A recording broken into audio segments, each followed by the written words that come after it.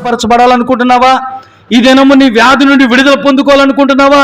నీ సమస్యల నుండి విడుదల పొందుకోవాలనుకుంటున్నావా? నీకున్నటువంటి బంధకము నుండి నువ్వు విడిపించబడాలనుకుంటున్నావా? యేసు ప్రభువారి యొక్క మాటను తన సేవకుడి ద్వారా పలుకుతున్నప్పుడు నువ్వు అంగీకరించాలి. దేవుని స్తోత్రం కలుగును గాక. హల్లెలూయా, హల్లెలూయా. నువ్వు అంగీకరించినప్పుడే నువ్వు స్వస్థతను చూస్తావు, నువ్వు విడుదలను చూస్తావు, నీ బంధకముల నుండి విడుదల జరగడం చూడగలుగుతావు. హల్లెలూయా, హల్లెలూయా. కానీ నీకు సందేహం, నీకు అనుమానం, నీకు అనాలోచన, నిజమేనంటావా? జరుగుద్దంటావా? ఈ మాటలు నిజమేనంటావా? ఈ ఆలోచనలు నీకు కలిగించేది ఎవరో తెలుసా? అపవాది. దేవుని స్తోత్రం కలుగాక. నిన్ను బాగుపడనీయడము అపవాదికి ఇష్టం కాదు. నువ్వు సంతోషంగా ఉండడము అపవాదికి ఇష్టం కాదు. నువ్వు ఆశీర్వదించబడ్డము అపవాదికి ఇష్టం కాదు. నువ్వు దీవించబడ్డము అపవాదికి ఇష్టం కాదు.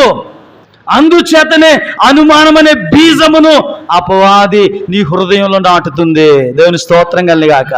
దేవుని విత్తనము నాటబడినప్పుడు ఆ విత్తనమును గనక నువ్వు అంగీకరిస్తే, ఆ వాక్యమును గనక నువ్వు అంగీకరిస్తే ఆ వాక్యం ఫలించడం నువ్వు చూస్తావు.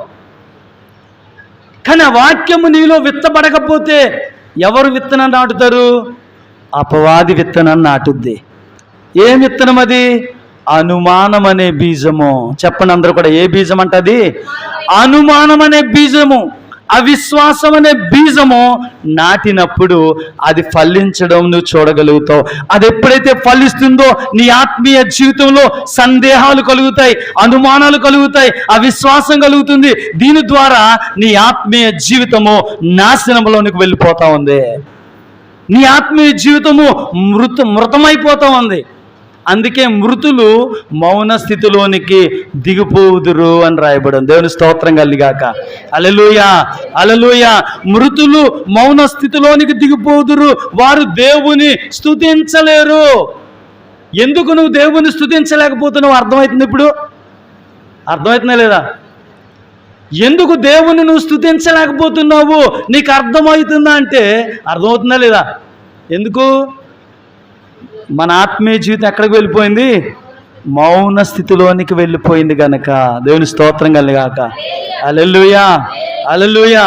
కాబట్టి మన బంధకములను విడిపించబడాలి, మన పాపపు బంధకములు క్షమించబడాలి, మన యొక్క కుటుంబ పరిస్థితులు ఎటువంటి బంధకాల్లో ఉన్నాయో వాటన్నిటి నుండి కూడా విడిపించబడాలి అంటే మొట్టమొదటిగా యేసు ప్రభువారి యొక్క వాక్యమును అంగీకరించాలి. ఎవరి వాక్యం అంగీకరించాలి?